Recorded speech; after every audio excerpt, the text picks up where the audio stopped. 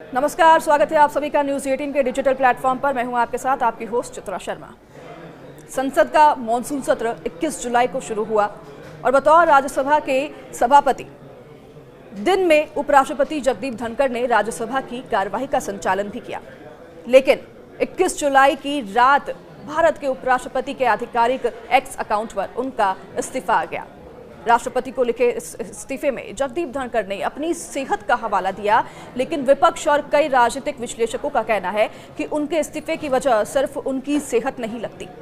धनखड़ के इस्तीफे पर अटकलें इसलिए भी लगाई जा रही हैं क्योंकि इस महीने की शुरुआत से ही एक कार्यक्रम में उन्होंने कहा था कि वह अगस्त 2027 में रिटायर होंगे।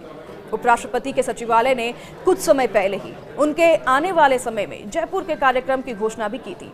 इतना ही नहीं, अपने इस्तीफे वाले दिन धनखड़ ने 3 बैठकों की अध्यक्षता भी की थी और उन बैठकों में शामिल कुछ सांसदों ने बाद में कहा कि बैठकों की चर्चा में कहा था कि ऐसा नहीं लग रहा है कि वह इस्तीफा दे सकते हैं, क्योंकि बैठकों का उन्होंने पहले से ही ऐलान कर दिया था। और ये सभी के लिए चौंकाने वाला रहा जब उन्होंने अपने इस्तीफे की घोषणा की। तो वहीं विपक्ष के साथ साथ कई राजनीतिक विश्लेषक भी धनखड़ के इस्तीफे की वजह सिर्फ सेहत नहीं मान रही हैं। जो कुछ भी हुआ है वह करीब शाम 4 बजे और 8 बजे के बीच उन 4 घंटों में हुआ। 4 बजे उन्होंने BSc बिजनेस एडवाइजरी कमेटी की अपनी दूसरी मीटिंग भी रखी थी, जिसमें बीजेपी के नेता नहीं आए। JP नड्डा, किरण रिजिजू, अर्जुन राम मेघवाल, और उसके बाद से एकदम से चीजें बढ़ते बढ़ते शाम को इस्तीफे में इसका पटाक्षेप हुआ। तो वहीं पर अटकलें यह भी हैं कि धनखड़ को हटाने की बात हो रही थी। इसके अलावा न्यायपालिका के खिलाफ धनखड़ की बयानबाजी को भी मोदी सरकार के साथ रिश्ते बिगड़ने की एक वजह समझी जा रही है। धनखड़ के इस्तीफे के पीछे एक वजह राज्यसभा में उनकी ओर से जस्टिस यशवंत वर्मा के मामले में विपक्ष के प्रस्ताव को मंजूरी देना भी माना जा रहा है। तो वहीं धनखड़ के इस्तीफे के बाद विपक्षी दलों के जो बयान सामने आए हैं, उससे ऐसा लगा कि विपक्ष को भी इसका अंदाजा नहीं था। तो वहीं धनखड़ के अचानक दिए इस्तीफे पर विपक्ष के कई नेताओं ने सवाल उठाए हैं। धनखड़ के इस्तीफे की चर्चा सभी के ज़बान पर है, लेकिन क्या आप जानते हैं कि राजनीति में एंट्री करने से पहले जगदीप धनखड़ एक नामी वकील रह चुके हैं। न्यायालय में उन्होंने कई हाई प्रोफाइल केस लड़े हैं, लेकिन इस बारे में बहुत ही कम लोग जानते होंगे कि वो सलमान खान का भी केस लड़ चुके हैं और उन्हें जमानत दिलाने में काफ़ी मदद भी धनखड़ ने की है।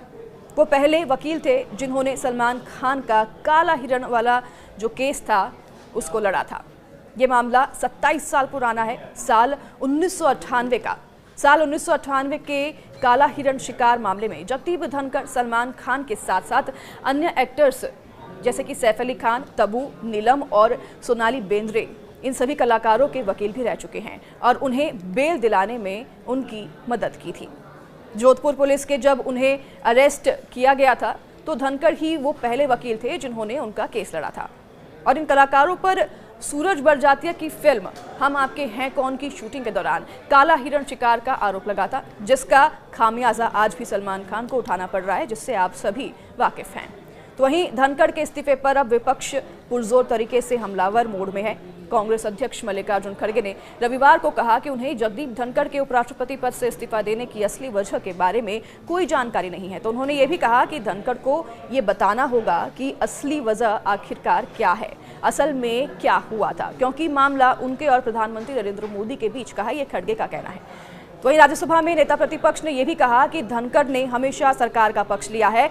उन्होंने आगे कहा कि जब भी विपक्ष ने मुद्दे उठाने की कोशिश की, चाहे वह किसानों या फिर गरीबों से संबंधित हो या विदेश नीति से जुड़ा हो, उन्होंने कभी भी यानी कि धनखड़ ने कभी भी विपक्ष का साथ देने की या फिर ऐसा करने की अनुमति जो है विपक्ष को नहीं दी। तो वहीं कांग्रेस अध्यक्ष मल्लिकार्जुन खड़गे ने रविवार को बयान दर्ज करवाते हुए कहा कि उन्होंने जगदीप धनखड़ के उपराष्ट्रपति पद से इस्तीफा देने की असली वजह के बारे में कोई जानकारी नहीं है। और उन्होंने ये भी कहा कि धनखड़ को ये बताना होगा साफ तौर पर कि असल में आखिरकार हुआ क्या और उन्होंने क्यों इस्तीफा दिया, क्योंकि उनका ये साफ तौर पर मानना है कि ये मामला प्रधानमंत्री नरेंद्र मोदी से जुड़ा हुआ है। वहीं राज्यसभा में नेता प्रतिपक्ष ने कहा कि धनखड़ ने हमेशा से सरकार का पक्ष लिया है। ये तमाम बातें अब विपक्ष की ओर से उठ रही है, विपक्ष लगातार सवाल खड़े कर रहा है। तो अब इंतजार है कि धनखड़ कब सामने आएंगे, कब अपना बयान दर्ज कराएंगे। हालांकि ये साफ तौर पर कहा गया है कि स्वास्थ्य खराब होने की वजह से उन्होंने इस्तीफा दिया है।